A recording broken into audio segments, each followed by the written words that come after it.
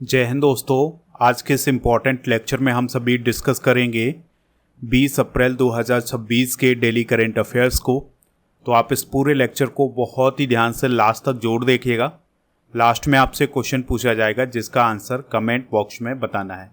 तो पहला और इम्पॉर्टेंट क्वेश्चन है, फेमिना मिस इंडिया 2026 कौन बनी है, यानी who is Femina Miss India 2026।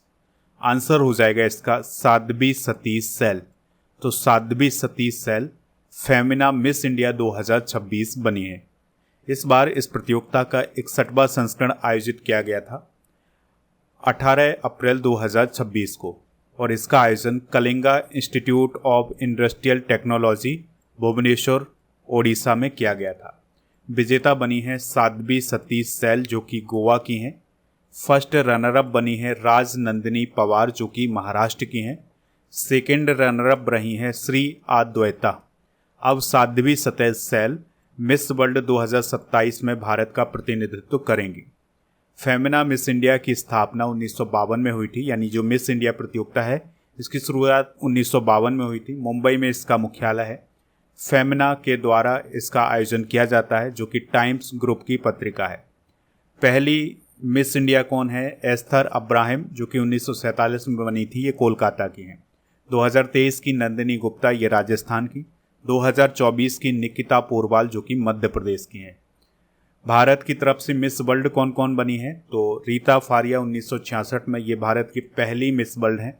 Aishwarya Rai 1994 में, डायना हेडन 1997 में, युक्ता मुखी 1999 में, प्रियंका चोपड़ा सन 2000 में और मानुषी छिल्लर 2017 में।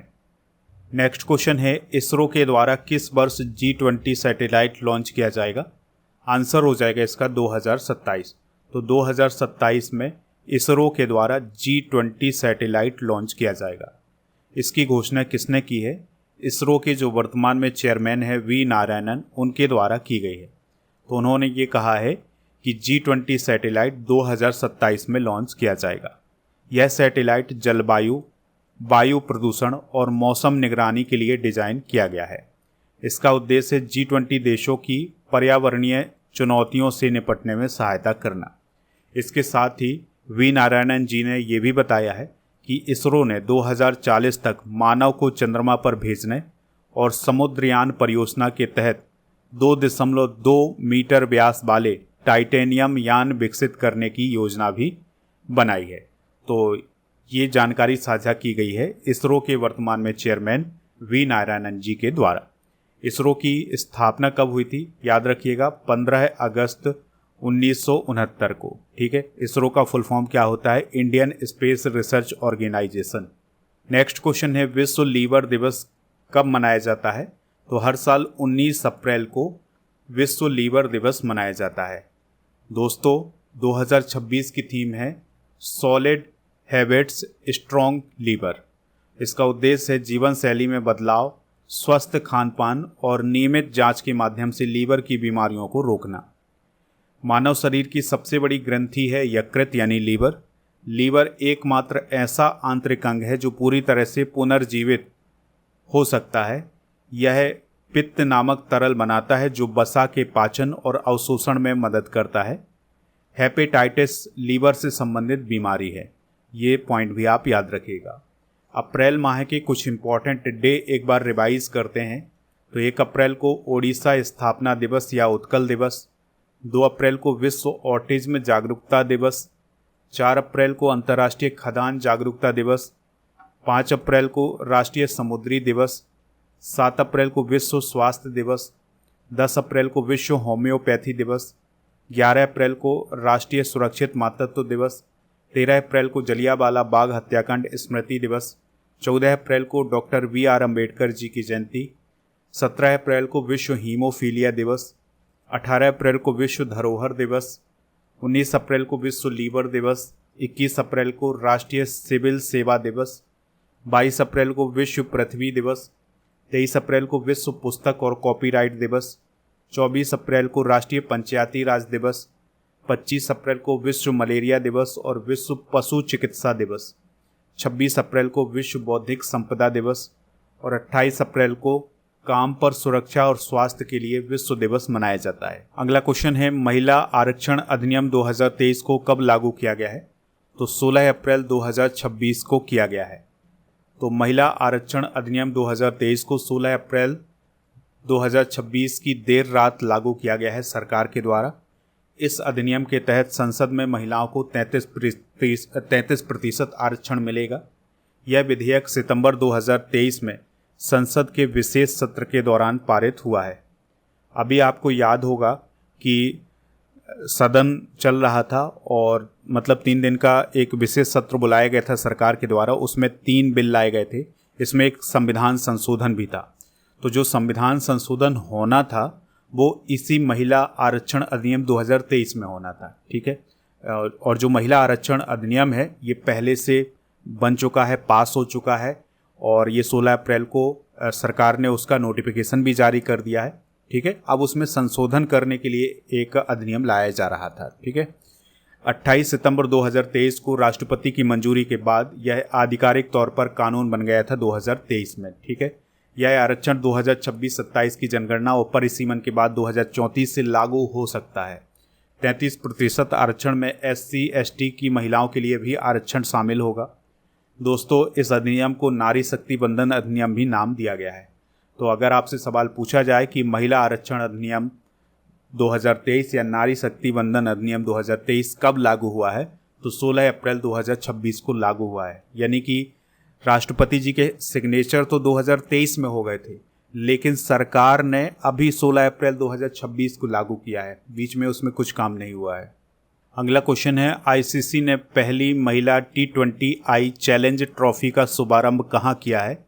आंसर हो जाएगा किगाली, रवांडा में।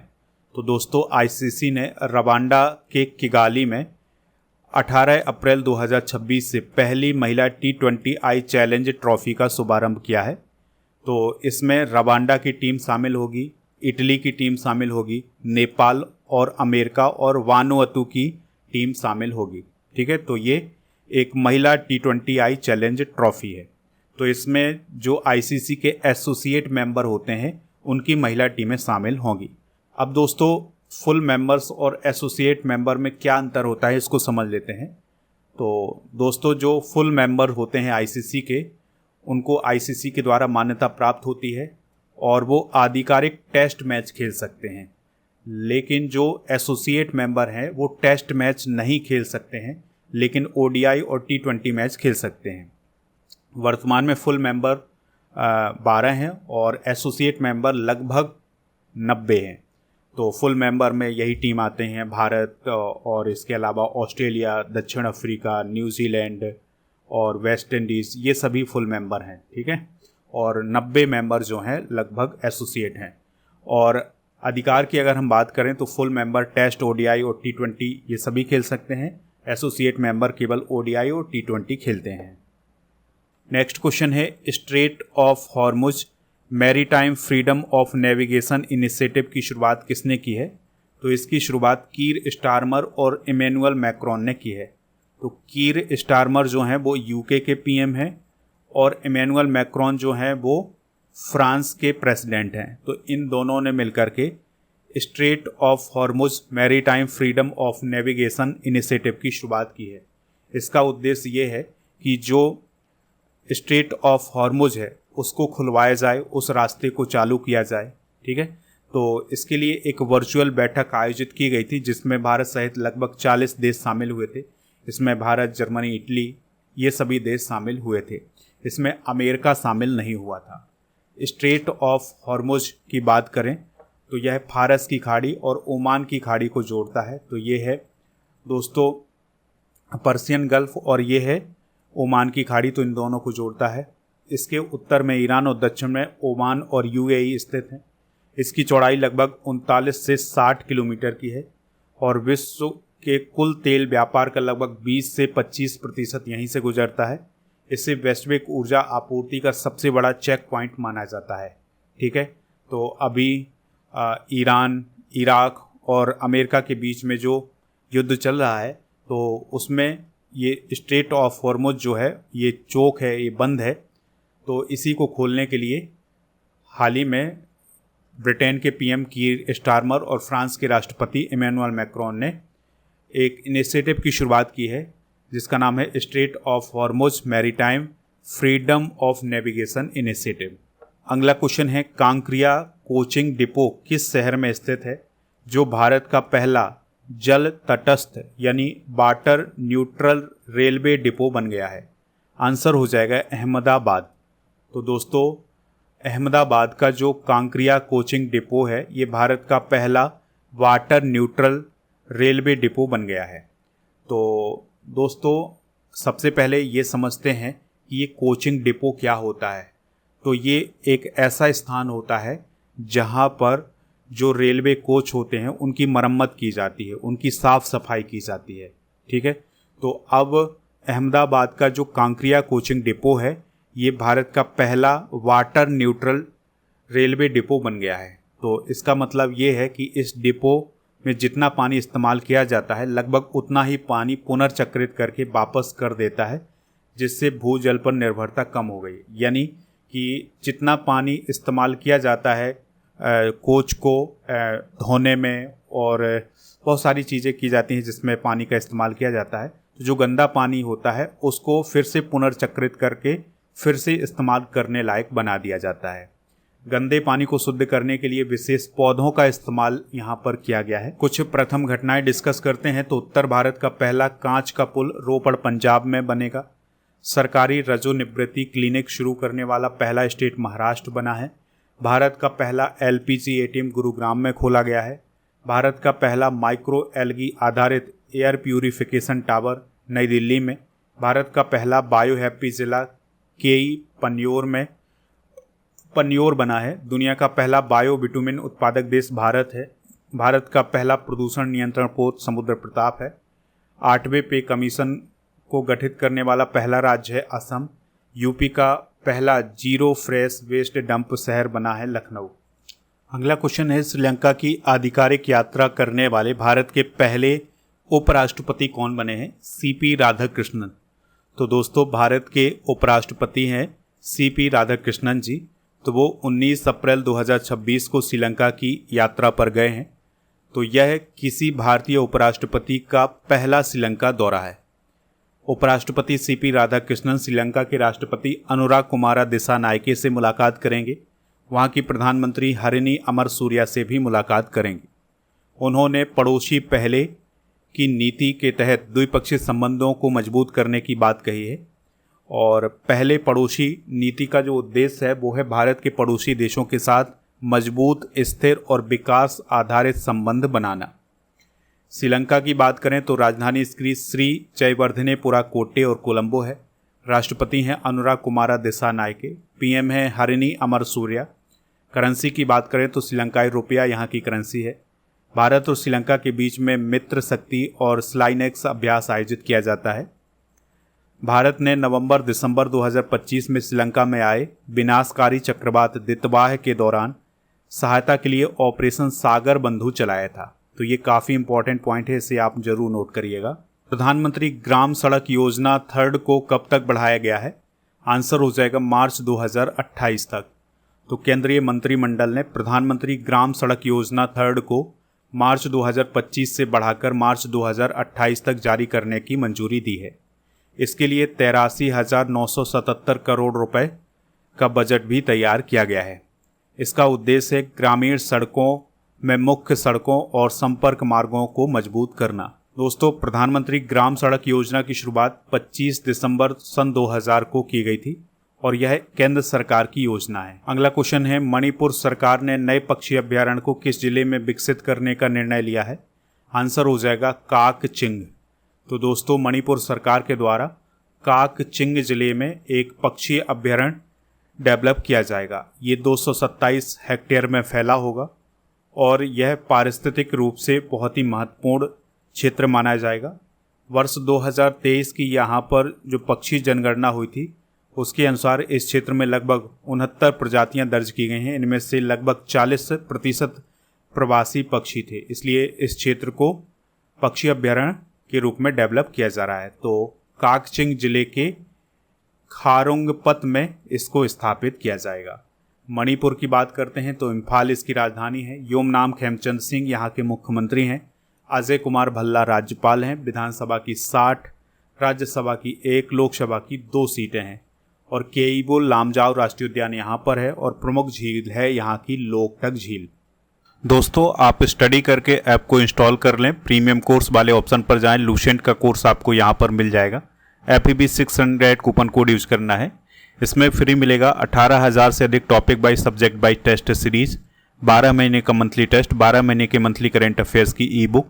प्रीमियम कोर्स वाले ऑप्शन पर अर्जुन GS फाउंडेशन बैच भी मिल जाएगा। इस बैच को भी आप ज्वाइन कर सकते हैं। इसकी वैलिडिटी है 3 साल की। इसमें भी वही सब फ्री मिलेगा जो लूसेंट वाले कोर्स में मिलेगा। प्रीमियम कोर्स वाले ऑप्शन पर आपको बहुत सारे कॉम्बो पैक मिलेंगे, इनको प्राप्त कर सकते हैं। फिर टेस्ट सीरीज वाले ऑप्शन पर आपको 12 महीने की मंथली टेस्ट, 10,000 से अधिक GK GS के क्वेश्चन का test, computer special test, daily current affairs का टेस्ट मिल जाएगा।